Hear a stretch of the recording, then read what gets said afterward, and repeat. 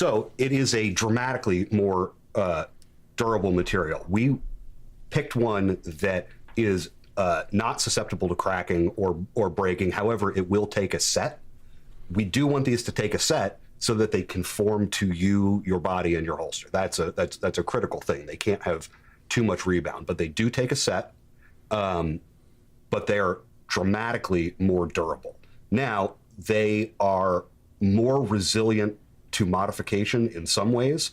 However, we still recommend not modifying them because you could wind up creating unsafe configurations or things that have problems or what have you. Right. So it's not susceptible to delaminating anymore, but that doesn't mean that you can't overstress parts by installing things in places where they shouldn't be.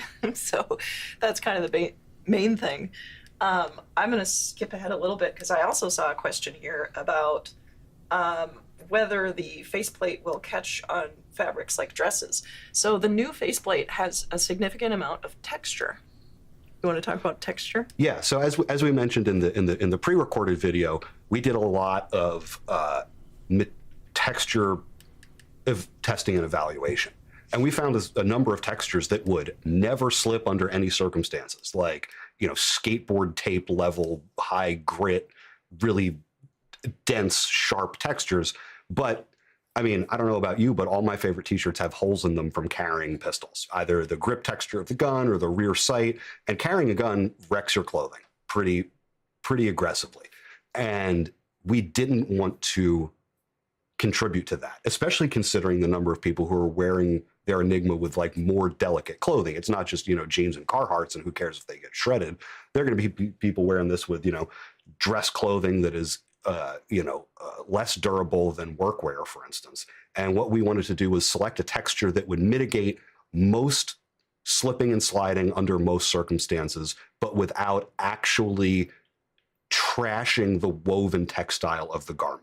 So what we did is we picked a texture and that has some directionality to it that will be inclined to encounter seams and features internally of the clothing, such that whatever the angle of the pants are and whatever the angle of the Enigma is, there will be something that will kind of have some interference and prevent it from sliding around too much. So this texture doesn't grip the actual weave of the fabric and the textile.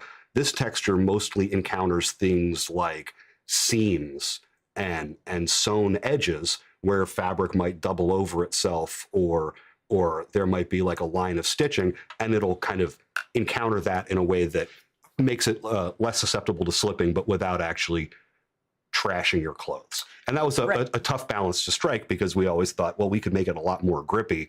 The highest traction, best, least grippy stuff like literally ruined our clothing within minutes. So we wanted to pick something that would address most of that issue without causing additional problems. And I think we struck the right balance there. Right, and additionally too, because it's not a laminated material, the safety difference, we always would tell people, do not sand your Tigris faceplate because you can cause it to delaminate.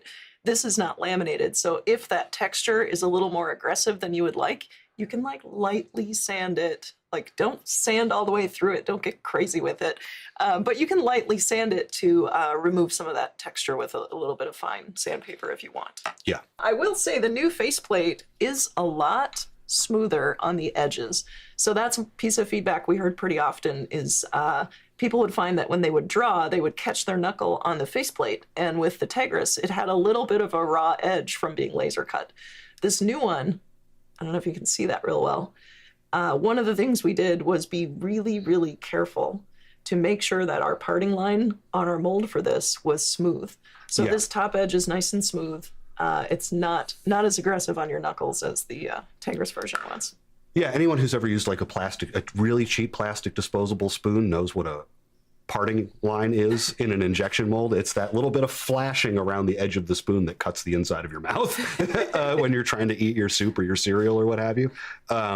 So we spent a lot of time in the mold making process really controlling that parting line and the edge flashing to ensure that the edge where you're most likely to encounter the Enigma if you like miss a draw or flub a draw or what have you is as smooth as we could possibly make it. Right, and I'll answer this one real quick too. Somebody had asked, is the new faceplate as flexible as the old one? Will it still conform to you? So it will still conform to you. I would say it's a little less flexible than the last one, but it will still take a set.